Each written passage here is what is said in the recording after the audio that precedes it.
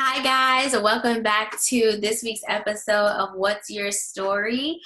We are actually on the West Coast this week, and we have somebody that I know from school, one of Morgantown's best DJs.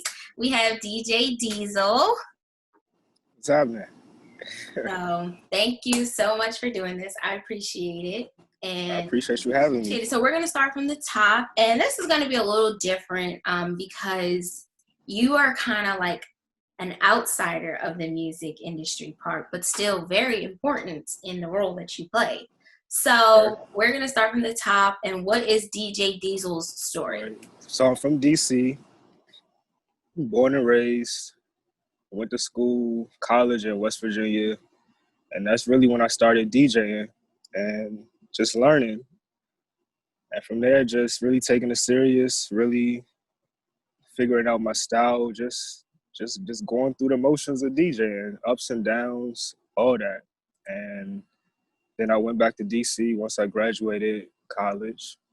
Was doing my thing in DC for a little bit, but DC is one of those cities that they really don't support their own until you blow up.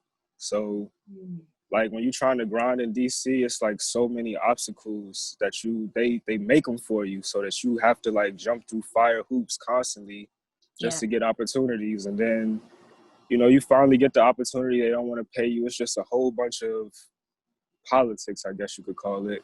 And it was just getting frustrating. So my boy was out in LA. He was telling me how cool LA is, all the opportunity. They got the fashion district, the art district. They have clubs, the downtown. It's just crazy out here. It's a whole nother thing from DC. So I was like, I'm about to just slide out to LA and see what happened. And then Corona hit, and it kind of like threw my plans to the left a little bit, but I was like, fuck it, I'm still gonna go out there, man. I need change. So came out here during Corona, been out here 3 months now, and my first like 30 days out here, I threw a party, had a few people come through. It was cool. But now I'm really just focusing on like the 2021. So yeah, that's where I am now.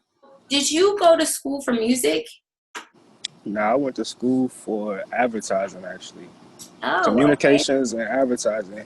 Music was just something that I think I got into music on a like professional level or a serious level, maybe in like 6th grade. I got a saxophone and I was learning how to play it. Never got super good at it, but I was decent. I can hold a tune. I can do my thing on it, but I'm not Masego with it. You know what I'm saying? Like I'm not killing it. Yeah. So I can read notes, all that, but I'm just average at that. But at high school, that's really when music like really became a part of my life. I was selling CDs in high school, and that's crazy because in 2020 ain't nobody buying CDs, and in high school like I was a CD dude. I had my iPod too, so I would rent my iPod to people. They would come, like I had all the freshest music, all the newest music. Back when Lil Wayne, Jeezy, T.I., back when all them guys was really popping. So that's when I really started getting into music. And then, what was it, like 2000 and maybe like 12 or 11, that's when I had my ex-girlfriend now, but her brother-in-law was a DJ, and me and her would be together so much, and I would always be around him, and he would just start showing me stuff. Let me show you how to do this, do this, do this. And then that Christmas, I remember he upgraded all his equipment and sold me all his old equipment for the super low. And that was where I got started. I came out to Morgantown, and I was just in my bedroom practicing at first, like not doing no parties, no nothing, just practicing. Maybe for like, 2 semesters probably. Yep, 2 semesters. So yeah, I'm just practicing. Yeah. Practicing. Niggas coming over, we playing 2K. They playing 2K. I'm in the back practicing. They telling me like what's good, what's not good. Just sharpening. And then I remember I did a pool party. And that was back when Gino was there. I think Stedman was there. Tavon was there. And it was crazy because it was in West Run. And these niggas in the NFL now. And like here I am, like my first party kind of thing. And You Yeah. know, like it was like star-studded almost. Yeah. That So is so cool. I did not know yeah, that. like looking back, it was cool. And then I had when I first got to DC, I had quit DJ, and I did everything but sell all my stuff. Yeah. I was just super frustrated because, like I said, DC don't really support their own. So I'm trying to get it. I'm trying to grind. I'm trying to go ham with it, and really couldn't. So I'm Yeah. like, man, fuck it. I'm about to just be one of these corporate niggas and get a job. I got a degree, throw a Right. suit on, and be one of these guys. But man, I suck at having a job. Like it's just not for me. Yeah. So now, well, I got back in it, started just getting right back to what it was, and now I'm here. Yeah. That is such a cool evolution. So when you were younger, you kind of just always had that love for, would you say mixing music with your iPod and just like knowing the hottest things to kind of sell to people? Kind of, but like music has just always been around. Like I remember when I was a kid, like 4 or 5 years old, and Yeah. it would just always be music playing. My father was playing like records at that time, like Lauryn Hill, Bob Marley, Marvin Gaye, Sade. Like he was playing a little bit of everything, so it was Yeah. always music playing. Then I remember I got a boombox for my birthday, and I was the only kid for a long time. So my parents would let me go in my room and turn that shit all the way up. Yeah. And I was just they didn't care. I Yeah. play whatever. And I was playing Michael Jackson back then. I was playing Criss Cross. I was playing, all that 90s, early, it was really the 90s stuff. I was playing all that, and they did not care. Yeah. And throughout life, it just kept going. Riding around in the car, music. Everywhere you go, music, music, music. So it was really just a part of me.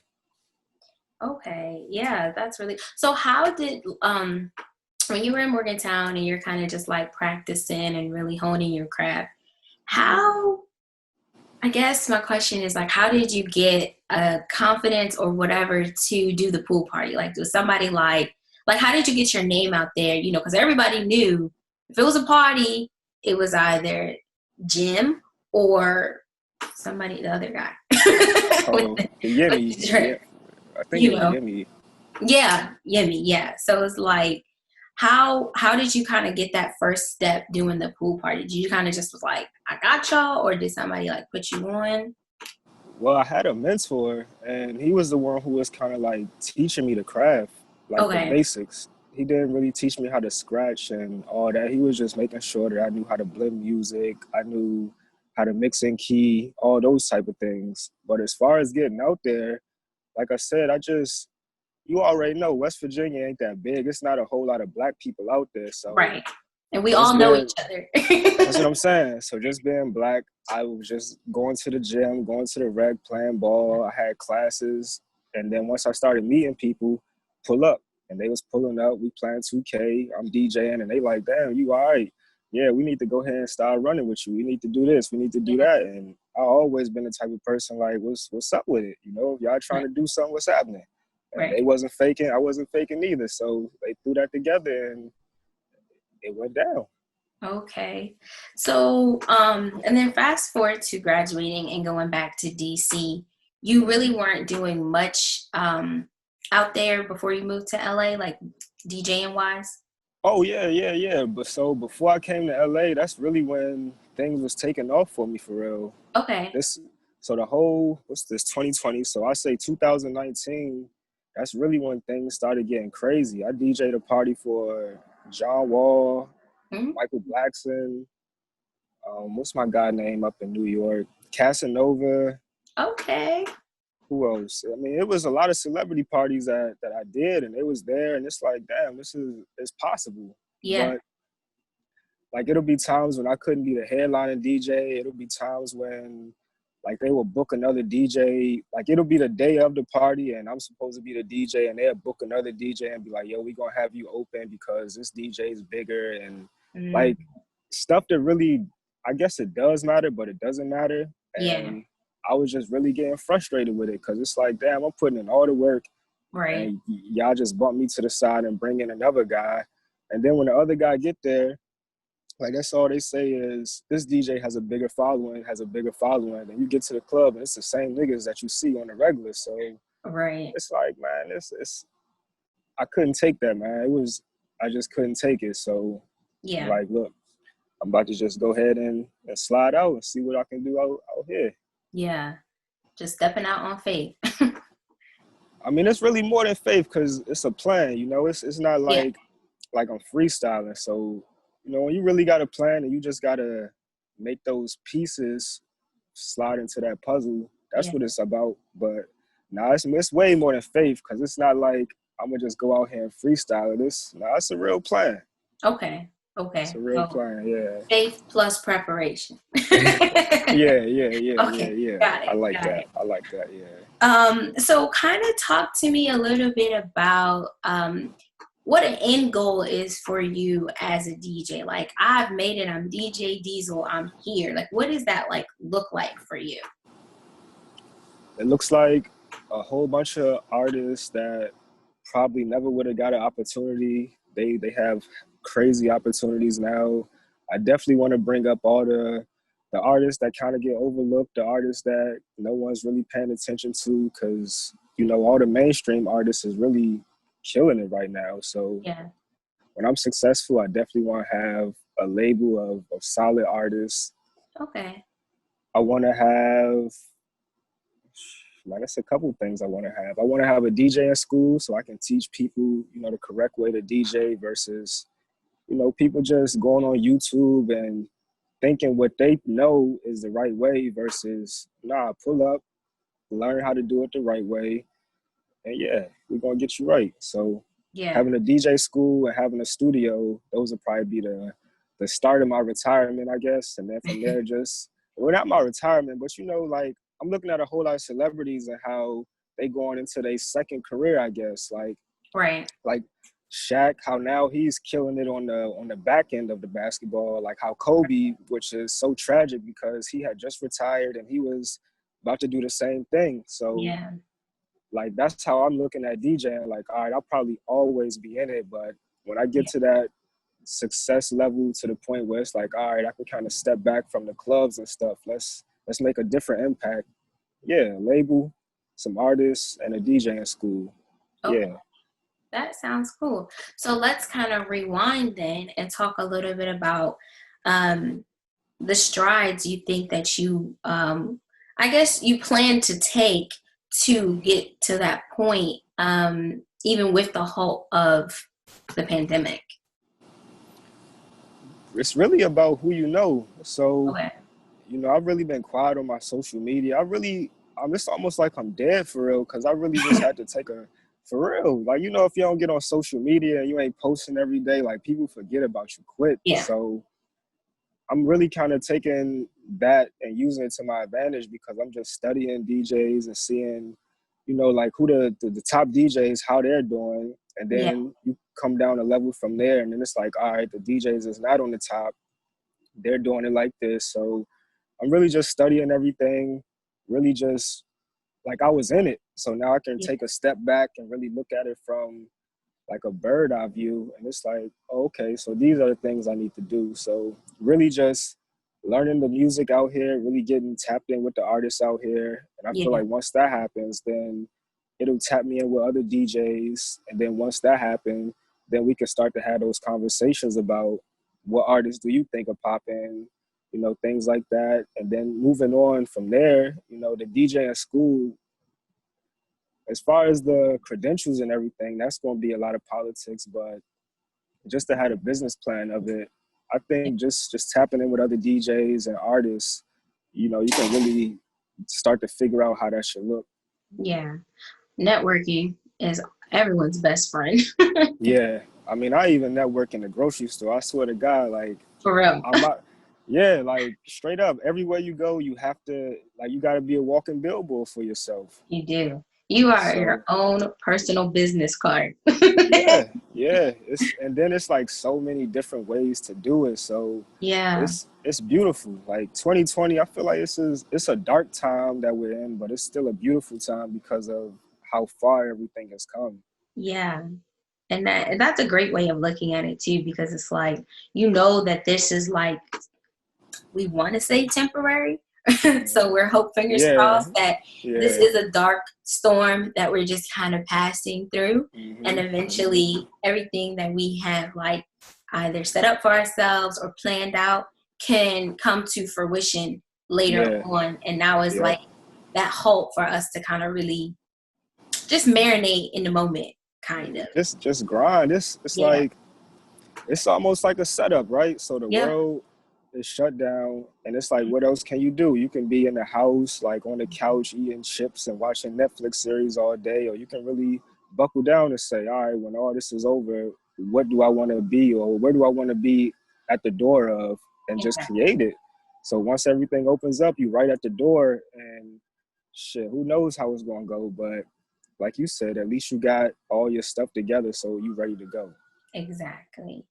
Yeah, And speaking of a door, that kind of yeah. leads me, and then the door, it leads me to my next question about how you intend to kind of be like a plug for artists, upcoming artists, especially, and also kind of talk to me a little bit about, I guess, your testament of being in DC and them kind of not really rocking with you, and how you can kind of, you know, because DJs like play the music.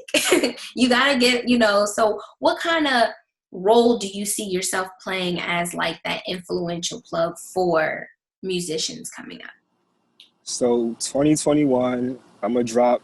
You know how everybody pretty much, Snoop got one, Young and May got one, Mhm. Sierra got one, but it's their radio stations on Apple Music, and they pretty Okay. much they had their shows where they play the songs that they listening to. You know, they give you a little insight on it, talk to you a little bit, but it's just a vibe, right? Yeah. So 2021, I'm gonna drop All Gas Radio on SoundCloud, and it's gonna be my version of that. It's gonna be me, Okay. breaking artists. It's gonna be me setting vibes, setting different little paces with music, so people can just tap in. And if you want to listen to the up and coming artists, I'll have a show for that. If you want to just listen to some reggae vibes, I'll have a show for that. If you want to Yeah. listen to what's popping in the streets, I'll have a show for that. And just keeping it going, just setting vibes and keeping it going every week, giving people a different vibe. And yeah, that's gonna be the start of it. And then since I've been out here, I've met another DJ who's also an A&R. So he's Okay. really been like tapping me into so many artists that I've never even heard about. And I feel Yeah. like I'm pretty tapped in. So, you know, just networking like that. And then I feel like with that radio show, I'm gonna really promote it heavy. I'm Yeah. gonna have my friends help me promote it. And once people tap into that and see what I'm doing, I feel like they're like, okay, I think he got Right. some type of direction, and Yeah. I'll start to rebuild my fan base and take it from there. Yeah. Okay. And that kind of answers another question I had, was like, how do you network yourself as a DJ? You know, like for me, I can give you a resume reel of all the stories I've done and interviews I've done and stuff. So is that kind of how you're trying to build yourself as like a portfolio to showcase? Well, that's really what your Instagram is. It's like so many people look at Instagram differently, but Yeah.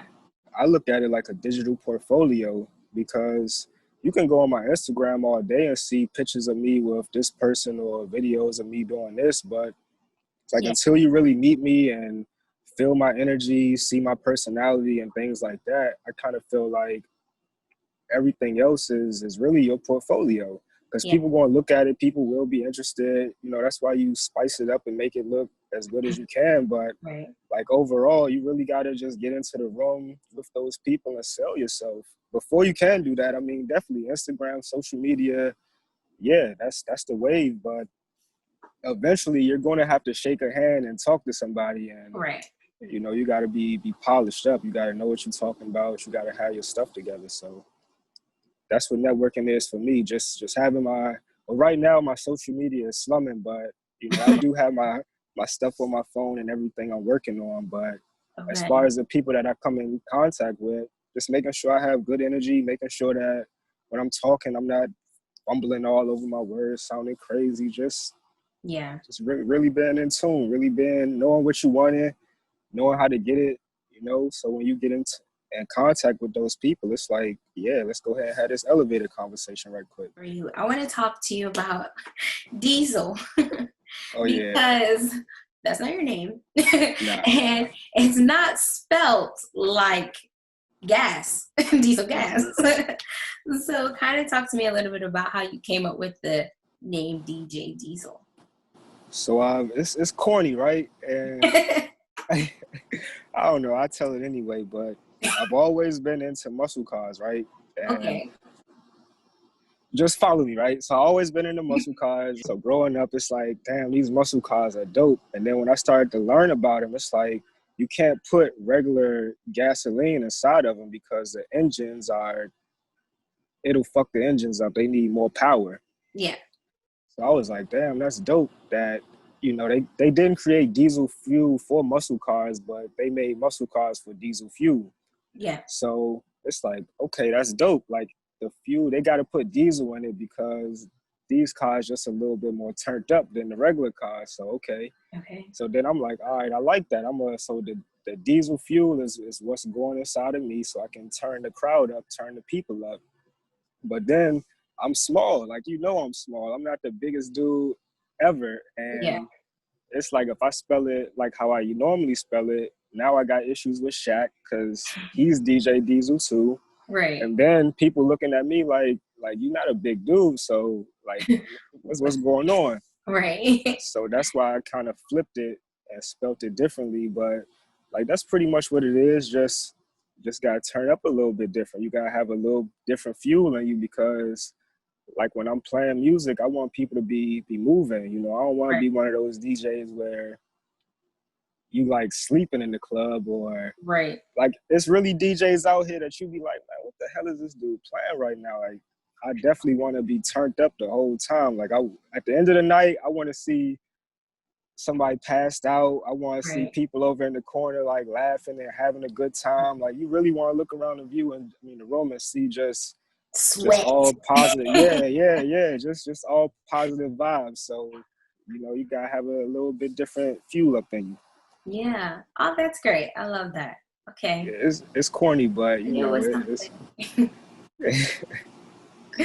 That's great. Okay, well, is there anything else that you want to add to your story you think that I missed or didn't cover? I would tell a lot of up and coming artists to really like tap in with DJs that's doing something, DJs that's moving, DJs that have ideas because I know myself when I reach out to a lot of these up and coming artists, they don't have that music together. You Mm-hmm. tell them to send you some music, they act like they already getting $1 million a show and they want you to pay for their music and it's crazy. So I Yeah. really feel like the DJs and the up and coming artists, like we all really just need to tap in together.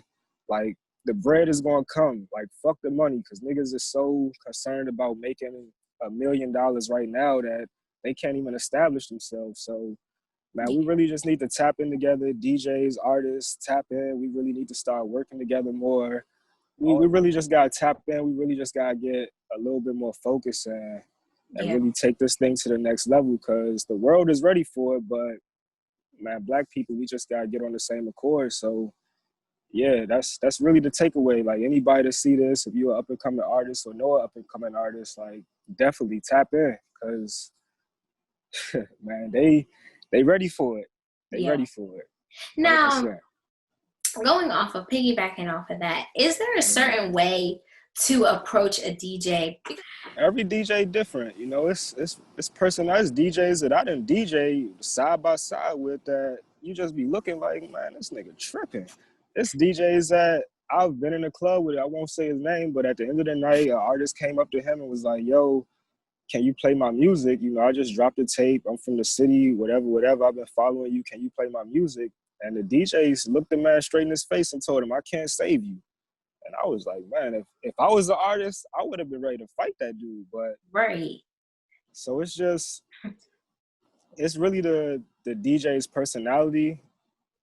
Man, really just send a DM, introduce yourself. Don't be on no crazy talking type thing. But everybody just need to humble themselves a little bit, come back to reality.